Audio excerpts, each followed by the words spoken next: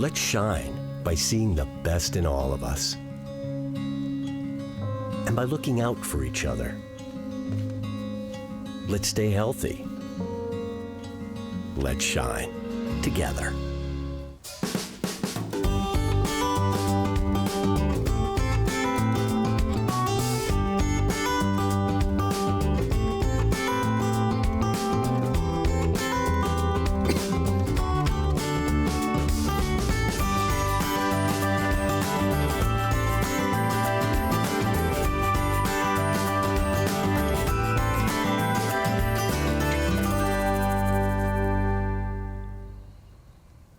Hi, I'm Andrew Hoover, guest host for this month's Let's Talk Together. Today we're going to be joined by orthopedic sports medicine surgeon, Dr. Connor Hoban from Reed Health's Comprehensive Bone and Joint Center. Welcome, Dr. Hoban. All right, thank you very much for having me. Thank you, Andrew. Thank you for braving the cold and joining us today.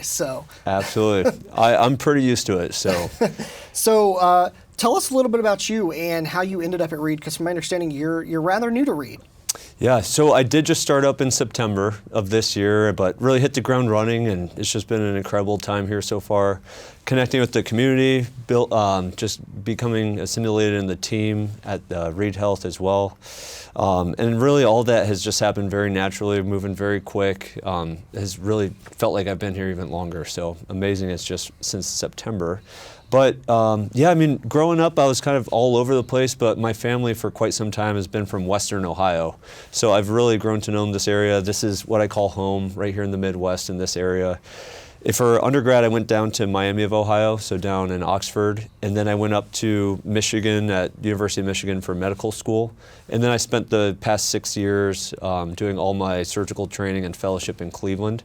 So really just all throughout this area, I knew I wanted to be kind of within this area, within my roots, close to home, and am just really, really happy with ending up in this community. Awesome. Well, we are so happy to have you. Of course, you are located with our Comprehensive Bone and Joint Center, which is over on Highland. And for some people that might be asking, we know what an orthopedic surgeon does, but you primarily are more of what's an orthopedic sports medicine surgeon. So on a high level, because we're going to be diving way into this today, but what does that mean? What is a sports medicine orthopedic surgeon? What does that mean? Absolutely. So, I think the two big things is the two big things are that I still do come through the orthopedic surgery pathway, just like any orthopedic surgeon. So I do the same exact residency, but the sports medicine subspecialization just comes from an extra year of fellowship, which is one more year of training, and it's all based on sports medicine care, both in the operating room, but then outside the operating room as well. And orthopedic surgery has many different subspecializations where you spend more time looking in very specific types of surgery. One thing that's just really, I think, unique about the sports medicine subspecialization, and part of the reason why I really found a calling with that, is there is this element to sports medicine that's more than just the surgery side, but also just taking care of a community. And one of the most tangible ways that, most tangible examples of that is being able to take care of events such as sporting events and being able to be on the sidelines and responding to any type of injuries or conditions that happen while people are active in the community. So I think it just has this added element where a lot of our training comes from, not necessarily being right there in the OR, but actually being in the community, on the sidelines, working with athletic trainers, working with schools, getting to know schools, learning how to take care of an entire school system and the athletes within that school system. And a lot of these injuries that we take care of, whether it's operative or non-operative, it's a lot of coordination and communication. And a big part of the subspecialization is just having that entire system in place. So, Reed Health has just been an incredible place to come in and already start to build those connections, because they have such a strong connection with the community. And a lot of the work I do is through those same type of channels. Awesome. And I think what you hit on there was my next point. If nobody's ever been to the Comprehensive Bone and Joint Center out on Highland Road, it is a beautiful facility. It's where I call my office as well. But not only do we have our orthopedics in there, our ortho walk-in now, but also in that building is the athletic training clinic. which houses our ATCs, and the amazing work that they do, as you mentioned, kind of working with our schools. And for those that don't know, Reed provides ATs to local area school districts, including Richmond High School, Seton Catholic, Centerville, Lincoln, I got my list, Connorsville, Hagerstown, Northeastern, Winchester, and Union City. And those are all schools that Reed partners with ATs. So I imagine that was kind of a cool selling point when you're coming to Reed as a sports medicine physician. But how do you see that relationship between a sports medicine physician and working with our AT clinic and our athletic trainers, as you mentioned, kind of being on the sidelines? What does that relationship look like if a parent has a question for their athletic child in school? How does that relate? Absolutely. Well, I mean, once you get to know sports medicine and how it works, it's very, very, you quickly realize that the level of care and the quality of care that you can deliver as a sports medicine surgeon is extremely contingent upon the quality of the team you have around you, and a huge part of that is the athletic training team. So really everything from the initial injury or concern all the way to the final pieces of the final recovery. So what the day-to-day looks like with an athletic trainer and the relationship there that I have with them, and then you'll see why it's such a golden opportunity to have such a strong team of trainers to get to work with. Essentially, throughout the entire day, we have our incredible team within the orthopedic department who can answer phone calls and schedule appointments. But each of the athletic trainers that you just mentioned, we have 10 of them in 9 different high schools and a college. Every single one of them I talk to almost on a daily, if not, or weekly, if not daily basis. So any type of injury that comes up, if it's something small, it can be a quick text just to figure out some logistics, or a phone call at any time if there's a bigger injury. And we've actually already set up a way that they can email my team and just get athletes in right away to be seen. But a lot of that's we already start to have a plan in place based on the coordination there. Very cool. And just coming from sports medicine, we all speak the same language. It's very easy to kind of get a quick plan in place. And I think that immediate access, immediately getting started on the plan is so important in that case. But then anytime there's really any concern, I always say that, we have our office staff who can help with all those logistics, but anything that just is more pressing or just needs an immediate answer, that's where we do have this incredible connection where they can contact me at any time and get those answers. So awesome.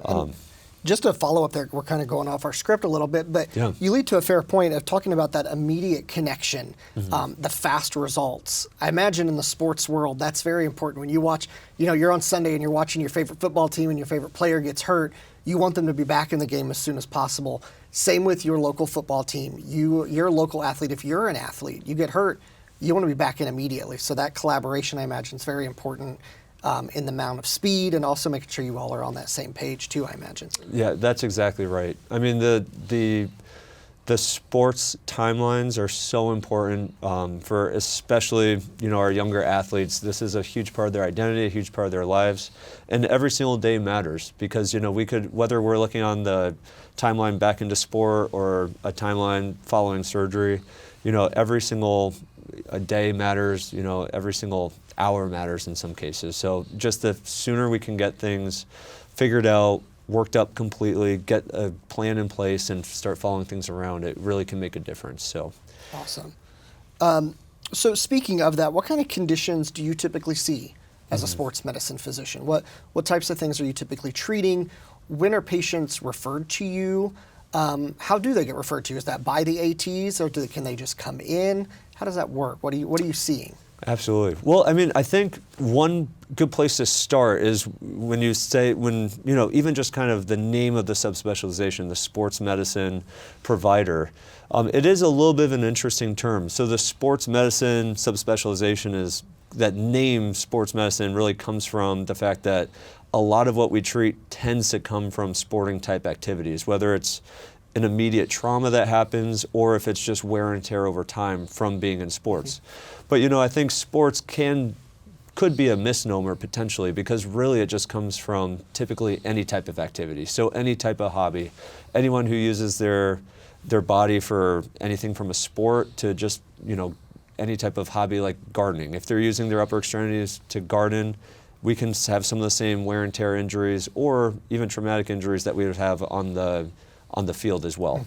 So I think sports medicine, it doesn't mean that there has to be a formal sport involved, but typically activities that do involve more physical activity kind of lend to some of these conditions that we treat. So just to give you an idea, it really is a great range. So we see a blend of more like acute trauma that happens, like a sudden injury. So for example, like someone could be completely fine and at baseline and then have a moment and tear their ACL, and we almost consider that like a trauma, but a soft tissue trauma or sports trauma in this case. So when that happens, there's a clear injury that we can actually go in there and address and fix. The other side of the spectrum is more of our wear and tear that can happen. So for example, over time, rotator cuff tears can develop, and we treat those too. Part of what we do is based on the activity, but the other side of it is just how we treat these things. So a big part of the sports medicine side is being able to perform minimally invasive surgeries through a camera. And a lot of that is because a lot of these surgeries we now can treat minimally invasive. But once we develop those skill sets, we learn that there's other things that we can do minimally invasively. So that's just an example where, most often we're working in the shoulder, the hip, and the knee, and just have many, many different options, whether it's arthroscopic or otherwise. Awesome. So, and I imagine too, when you talk about the range of these athletic injuries and things like that, or these mobility, injuries that we're getting, what would you say? I mean, obviously, when we think about athletes, when you're an adult, sometimes you don't think of yourself an athlete if you're out being a casual runner or a marathoner, or maybe you go lift weights. But what you're saying is you could be considered somebody that could see sports medicine, right? Absolutely. And that's exactly it. So I really, when I meet someone, I want them to sort of tell me what they think an athlete is, and that's really what I care about. So, or even if they don't self-identify as an athlete, really I'm not placing that designation on them at all. Really all I'm hearing is what they love to do and what they want to get back to, and that becomes my goal right then and there. So I think athlete is just a term used for, kind of a preconceived notion of what, I think everyone has a different idea of what that might look like. But in my world, it could be absolutely anything. And I just love hearing about all types of different hobbies of any sort of type. And I always try to, no matter what people enjoy doing, I'm almost certain we can find a way to help in some way, shape, or form. Okay. So I imagine having this passion for sports medicine, I imagine you had to have played sports or some sort. I imagine that kind of led you to this. What kind of led you to wanting to be in this subspecialty? Because I imagine you don't hear of this subspecialty a lot. I feel like to some people it's a newer subject. So what kind of led you to wanting to work in sports medicine? Yeah, so absolutely. I mean, it's definitely across the board. It really, really spoke to me. So for one, just the people you're working with and just hearing what they want to get back to, hearing what they're having a hard time because some condition is making what they used to love to do more difficult. So identifying those things and working together on strategies, whether it's through non-operative measures or surgeries, getting them back to those things. And I think just the whole premise of what we do and the types of surgeries we do, they are focused on restoring that function and that comfort for people and that ability and that opportunity to do what makes them who they are. So I think from that standpoint and just who we treat and how we treat them, it really, really spoke to me. But to your first question, I do love being active. I mean, I always did sports. I was not by any means like some stellar collegiate athlete, but I've played tennis my whole life, played a lot of club tennis, both in college and then afterwards as well. Getting back into that now, but definitely a little rusty. But otherwise, just have always loved being extremely active. One of our favorite things is traveling to all the national parks and hiking there. So really anything from a sport to just, traveling to doing their hobbies, that's just speaking my language right there. And one of my last really big follow-up questions, we talked about that speed of getting back into the activity. obviously Reed is seeing you through that journey, not only the surgery part, looking through the injury, but also that recovery, because we want to get that athlete back to doing what they love to do. How does that follow-up look for that recovery when they come through sports medicine? Yeah, absolutely. So, return to sport, return to activity is a very nuanced and a very important skill set that is sometimes one of the most, I would say, helpful skill sets that you get from the extra year of just being around recovery and getting people back into sport.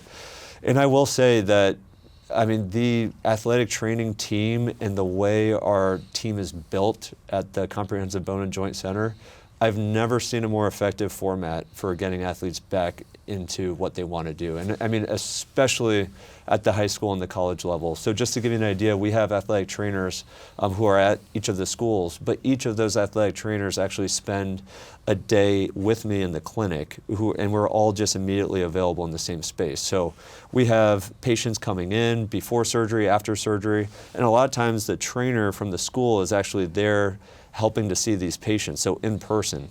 So they're constantly involved in that process of seeing patients come in, seeing patients post-operatively, being face-to-face. So we're not only seeing each other on the sidelines taking care of schools, but we're actually seeing each other in the clinic where these discussions are happening and where we're actually going through each step of the recovery. Everything from taking off the dressings to the finishing touches and getting back to sport.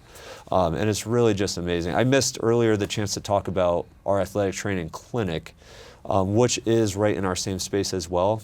And there we actually have a full-time athletic trainer who's just an absolute expert at building one-on-one programs with these athletes. So his name's Trey. He has an incredible amount of experience working with collegiate football teams. And right now he's working full-time on some of these return to sport programs. And what he's been so incredible with is taking patients, whether there's been an injury and we're going to be able to do non-operative management, but something's out of balance and he needs to pick that up and help them get back, to everything to getting back from a big surgery and getting through the early recovery, but now we need to get back to being a full athlete and building the coordination and preventing re-injury when they get back to sport. And Trey's there full-time doing that as well. So, it is just such a living, breathing ecosystem there with the trainers, and that's what it looks like day to day at the Comprehensive Bone and Joint. Absolutely, and I'm so fortunate that my office is actually right outside the athletic training clinic, and you're right, Trey and that team, they are working hard. If you've never been inside of our athletic training clinic, I invite you to come out, and especially if you have a student athlete, come look at it. It's really impressive, as you said, a full gym, lots of athletic materials, but then also Trey is working with them one-on-one, the athletic trainers that are in there daily. It is really just a great place. And then one of the last questions I had, because I think we're getting close on time, but when it comes to patients wanting to see you, obviously there's ways of calling and trying to schedule appointments. Maybe it's that AT referral, but also we know Reed has Ortho Walk-In Now. Do you see patients sometimes that might come in as an Ortho Walk-In Now patient that get referred for sports medicine? How does that process work? Yeah, so absolutely. So really through all the above. So trainers are bringing or arranging to have students come in. We're bringing people in from the community. And I do work right there with the walk-in team, which is just an incredible group of orthopedic providers. And anytime, there's someone who would benefit from just coming right on over, and I'm always looking for opportunities to just jump into a room and see someone from walk-in as well. So we're always looking for that opportunity to just see that patient right then and there in the walk-in, and even if it's just to get the ball rolling or to order an MRI or to start a very specific physical therapy program, I do think that allows us to kickstart things early. Through a primary care provider, through really any means, or just coming to see me directly and making an appointment. We just try to make that as accessible as possible, and I think the team at Reed just does such a phenomenal job with the access part.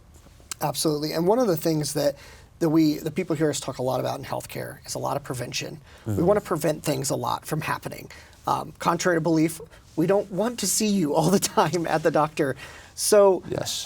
How can people prevent some of the common injuries that you see? We talked about some of those, but what are ways that we might want to prevent those? Is it something that we're eating, we're drinking, stretching?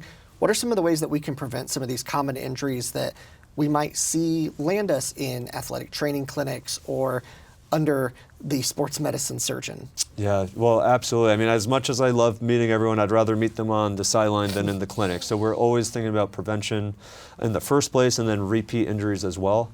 A big thing is one thing we've seen and one thing we've correlated to these injuries is the single sport specialization. And I think going to a single sport at a young age, I think it absolutely can be done, and it doesn't mean that that's necessarily a bad idea.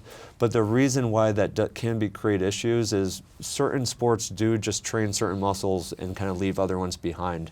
And a lot of times when I'm telling someone that physical therapy is really important or could be helpful, I'm actually not pointing out what muscles are necessarily too weak, but actually what muscles are actually too strong, because certain activities we do just overtrain certain groups, and we do see that muscle imbalances can actually start to cause some issues. So a lot of times that's what I'll point out, and I think that's a huge takeaway just if you're looking at prevention. There are just certain groups that get left behind based on our activity that can be really important and just need to be caught up to some of the other muscles that get so strong as we're doing certain sports, especially if we're doing the same sport year round. It can really create some of that imbalance. So I'm just a huge fan of having a comprehensive type of program. I think it looks a little different for everyone and for each of the sports, but there are those programs that, through stretching and through regular conditioning, people are hitting muscle groups that are important at preventing injury, but don't necessarily get the attention that they deserve. Absolutely, and I imagine some of that too is staying active is important when you're an athlete. So, I mean, if you take off tons of time, you want to stay active, you want to keep that body moving, keep those muscles strong too, I imagine. That's it. Yeah, I like to, for example, like take the knee, I like to refer to it as a 12-cylinder engine. And you have so many different muscles crossing that knee joint. If they are not firing, if they're not in coordinated balance, then that is when some injuries can happen. So, and it does take time for those muscles to kind of get reconditioned and come back online and protect the knee and protect the structures that we see these injuries happening within. And that's where it is always best to kind of ease into things and just to have a program that you ramp back up into. Awesome. And I guess one of the other questions I was kind of thinking about when we talked about a little bit of the recovery process and coming back, when patients are coming in and they're seeing you for whatever injury that may be, and they go through that recovery process, is that typically done with the ATC clinic, or are there patients that sometimes go to our rehab center, or does that kind of just depend? Do you need physical therapy? Do you need to go AT? Does that kind of depend on the injury? Yeah, so it depends on the injury, and it definitely depends on the goal. So we use both very regularly, and sometimes we use them together in conjunction as well. But in general, sometimes physical therapy is best when we're really kind of breaking down someone's entire connect chain and analyzing certain groups and kind of starting from the ground up.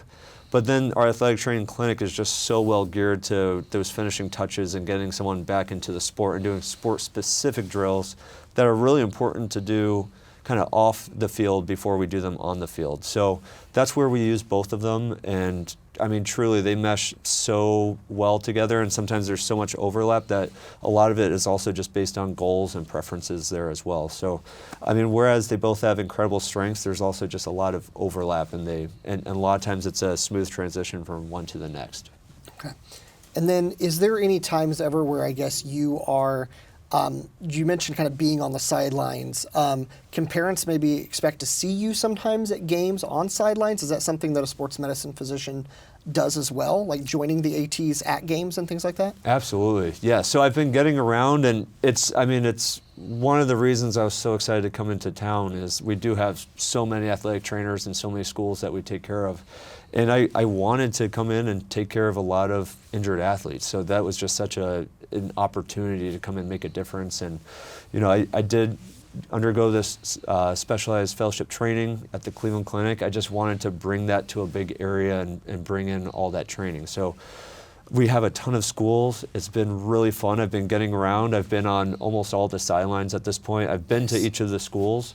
A lot of times we'll have two of our teams playing one another, so I'll spend one half on each side, and So yeah, you will see me on the sideline and at games and at events and things, and that's a big part of what we do. So during the training, we did that in the community. We would do like our big running events, and then we took care of our colleges in the area, and then we actually took care of our professional teams too. So I was able to take part, and all my mentors were the head surgeons for the Guardians and the Cleveland Cavaliers. So I really got to be a part of that in the locker room, seeing it done at every level, and I just wanted to bring that out to this community. Awesome, and that has to build trust with not only the ATs that you're working with and your bond with them, but also the bond that you're building with those students, because that goes a long way. I mean, going to the doctor as an adult can be scary, but going as a kid can be even scarier. So imagine building that trust with these athletes and them kind of seeing you on the sidelines. That definitely probably helps some of their nerves as well if they know they have to come see you. Absolutely. Yeah, we've already had, unfortunately, a lot of injuries that I've been there for. But it does make a difference when you're able to be there at the time of injury and then follow up with them afterwards, and really just knowing that you're kind of speaking the same language, and you got to see them through that entire journey, including when it happened in the first place. And I do just think that's a kind of a powerful opportunity to have that connection with someone. Absolutely. And as we get ready to wrap, I have one unserious question for you. Yes. As was going through my head, you seem like somebody that would be perfect to have on speed dial for a fantasy football team. So you can call and go, is he out for the rest of the season? Do you ever get those questions from friends? I have to ask. A little bit. Yeah, there's definitely been some discussions, and people have not been bothering me too much. I think they all have kind of their idea of what things are going to look like, or maybe just from being such a fan, they kind of start to get the cadence down a little bit. But it is always interesting to give some idea of what that will look like, because we do see, and at the professional level, it is pretty impressive how we're able to get people back, and a very incredible opportunity to kind of see what it looks like to get athletes back at that level. And I definitely bring that into my practice here as well. Absolutely. Well, thank you so much, Dr. Hoban. If you would like to see Dr. Hoban, of course, you can see him at Reed Health Comprehensive Bone and Joint Center through multiple ways, as we mentioned, whether it's going through Ortho Walk-In Now, primary care referrals, talking to the athletic trainers at your school. You are there, and any last message that you want to share, with our student athletes and our parents? Yeah, absolutely. So I'm just really the entire community in this area. I'm honored to be here. I'm really looking forward to just building that relationship and taking care of everyone here. And I want to learn what you're passionate about and get you back to those things. And I'm just really thrilled. It's definitely a privilege to be here and to take care of the community. All right. Well, thank you, Dr. Hoban. We thank him and our Reed Health Comprehensive Bone and Joint Center. And we thank you for joining us for Let's Talk Together.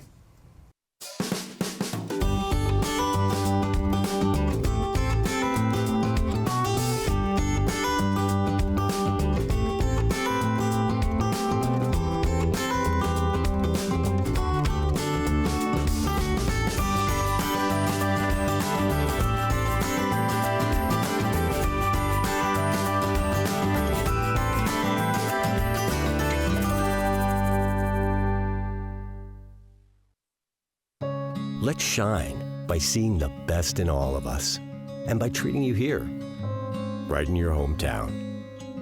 Let's look out for each other. Let's stay healthy. Let's shine together.